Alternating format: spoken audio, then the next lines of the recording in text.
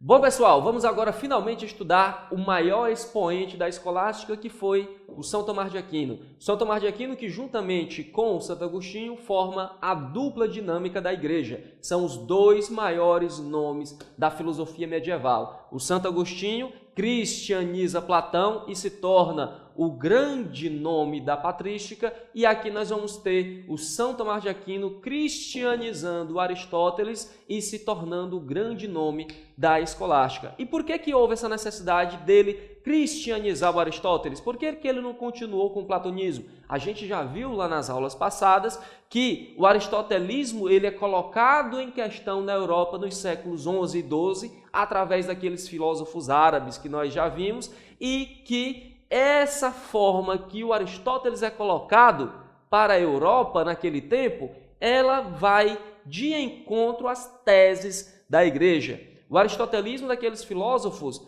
combatia o que a Igreja dizia, e aí a Igreja precisava de alguém para passar o pente fino na filosofia do Aristóteles e mostrar que o aristotelismo ele não estava em desacordo com a fé cristã, ele não estava em desacordo com a doutrina católica, mas o aristotelismo era um importante instrumento para que nós pudéssemos entender mais ainda a fé, e com isso se tornava um instrumento para que nós pudéssemos compreender a revelação divina, a revelação que está no Evangelho, nas Sagradas Escrituras. E quando São Tomás de Aquino faz isso, pessoal, ele praticamente diz o seguinte: olha, esqueçam esse aristotelismo trazido por esses árabes.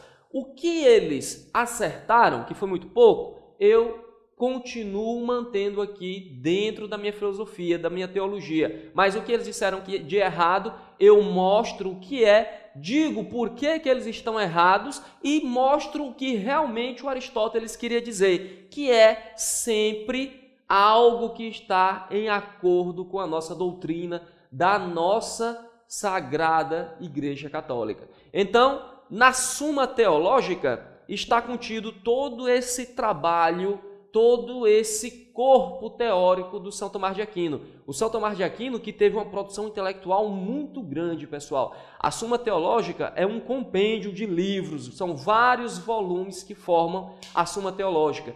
Ele teve uma produção tão grande e teve, assim, uma fama tão grande na Idade Média, nesse período da escolástica, que ele ficou conhecido como o conselheiro dos conselheiros. O rei tinha o seu conselho, e esse conselho era formado, na sua grande maioria, por homens da igreja. A gente sabe que naquele tempo era o Papa que coroava os reis, e com isso o Papa legitimava o poder real dos reis. E esse conselho que assessorava o rei nos seus atos, quando o rei tinha uma dúvida, ele iria pedir ajuda para os seus conselheiros, e quando os conselheiros não sabiam o que falar para o rei, a quem eles recorriam? Para a Suma Teológica do São Tomás de Aquino. O São Tomás de Aquino ele não foi apenas o grande nome da escolástica, mas ele foi a referência da Idade Média. A filosofia, a teologia dele foi o parâmetro criado para o agir, para o pensar, para tudo que nós pudéssemos tentar compreender naquele tempo. E pessoal, a Suma Teológica do São Tomás de Aquino, ela é uma obra, vamos dizer assim, um pouco avançada para a época. Por quê? Porque o São Tomás de Aquino, ele não coloca de uma forma expositiva a sua filosofia, mas ela se dá em um diálogo, na forma mesmo dialética que o Pedro Abelardo já tinha dito que deveria ser o ensino e a instrução naquele tempo. O São Tomás de Aquino, ele coloca os árabes, ele coloca o Aristóteles e ele coloca a Bíblia, todo mundo dentro aqui da Suma Teológica em um grande diálogo. E aí ele vai sempre partir das premissas teológicas e vai colocar os filósofos para debater essas premissas, sempre dizendo, olha, esse aqui está certo por causa disso e disso e disso, esse aqui está errado por causa disso e disso e disso, esse aqui está certo e está contradizendo aquilo que esse cara estava dizendo, por isso esse cara estava errado.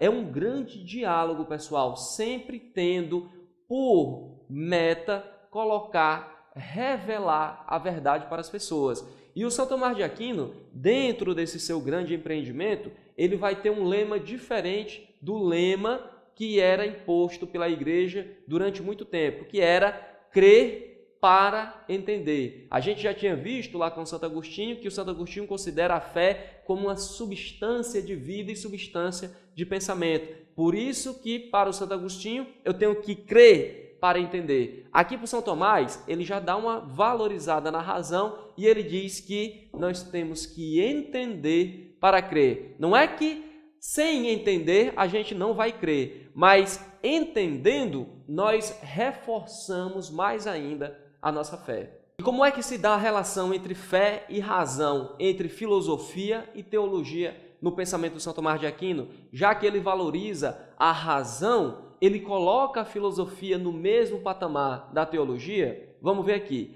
Ele diz que para nós entendermos o homem e o mundo, nós temos que primeiramente nos voltarmos para Deus. O objeto de investigação, seja da filosofia ou da teologia, tem que ser Deus. Nós devemos nos voltar para as revelações divinas contidas lá na Sagrada Escritura, para daí nós podermos compreender o homem, compreender Deus.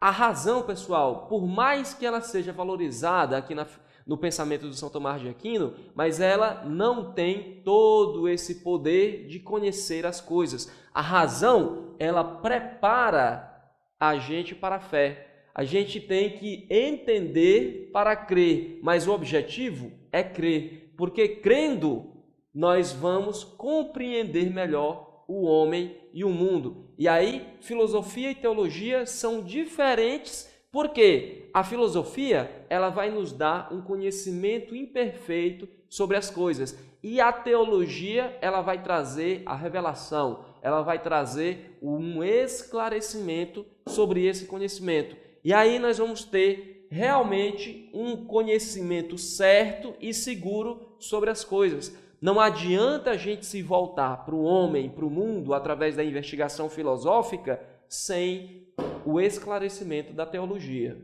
E por que isso? Porque o São Tomás de Aquino entende que a fé melhora a razão. A razão, ela pode até ter um conhecimento sobre as coisas, sobre o mundo, sobre o homem, mas é um conhecimento imperfeito.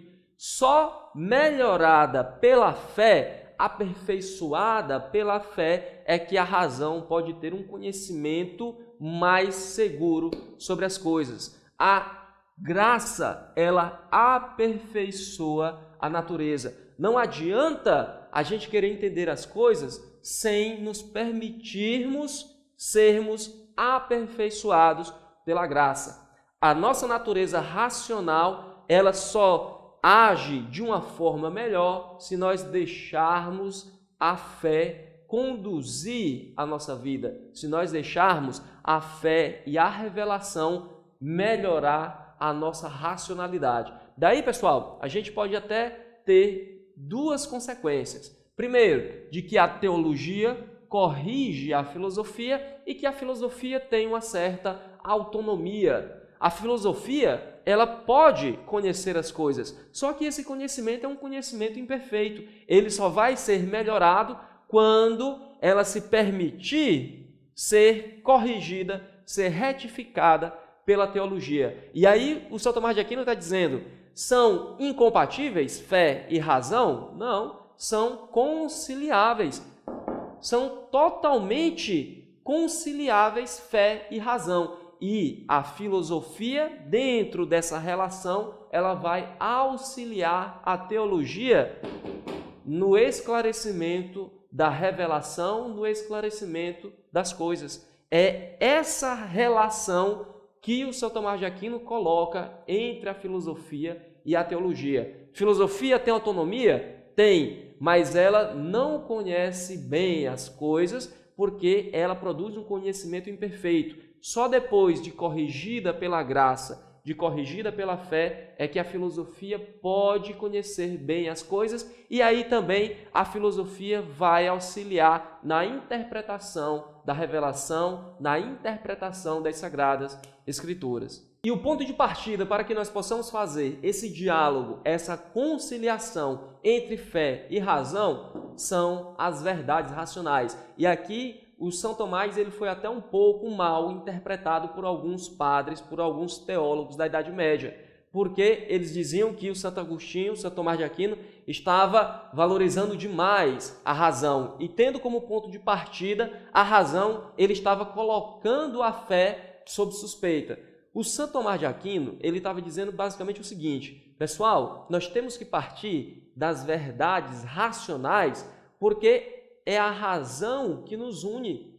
Os pagãos, eles não compartilham da nossa mesma fé, mas eles acreditam que podem conhecer as coisas através da racionalidade, podem ter uma vida guiada pela racionalidade. E aí, um ponto em comum entre a gente e eles é a razão. Então, eu estou fazendo essa ponte de diálogo entre o cristianismo e os pagãos através das verdades racionais, porque é assim que a gente vai começar a ter um diálogo. Eu não estou dizendo que as verdades racionais são as verdades verdadeiras, são as verdades absolutas, mas isso aqui é apenas um ponto de partida. Se a gente já chegar dizendo, olha, pronto, é a fé, é assim e tal, eles vão se fechar e não vai ter diálogo. E assim, como é que a gente vai poder convencê-los da nossa fé? Como é que a gente vai poder colocar na cabeça deles que é a fé que tem que guiar a nossa vida, que eles têm que abrir o coração para Deus,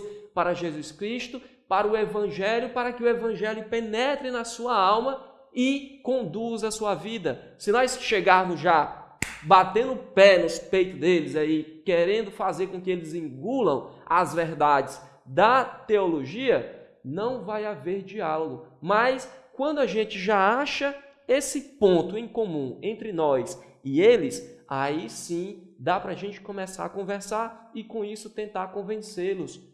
Além disso, as verdades racionais, elas são alcançadas através de instrumentos próprios da filosofia, como a lógica.